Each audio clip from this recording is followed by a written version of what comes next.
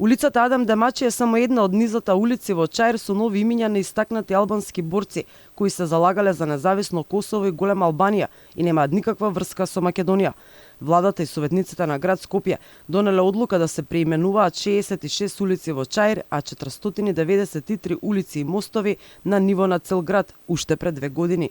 Минатиот месец улицата 191 во Чаир го доби името на Сул Хотла, албански национален деец и командант во Кумановскиот регион, како еден од водачите на оружена борба за голема Албанија во периодот од 41 до 47 година. За Сул Хотла не се слушна во јавноста, бидејќи преименувањето помина со локална прослава, за разлика од преименувањето на втора македонска бригада која стана Адем Демачи, а главен гостин на свечениот настан беше косовскиот премиер Курти.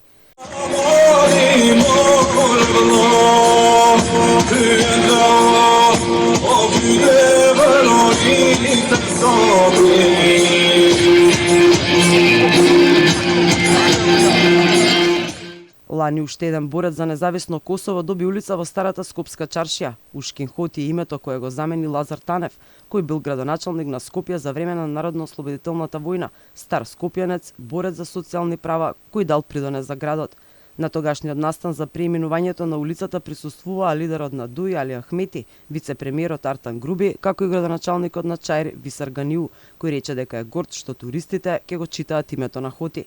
Списокот во Чаир е долг. Улица доби првиот косовски председател и борец за независно Косово Ибрахим Ругова, а на свеченоста присуствуваше косовската председателка Виоса Османи.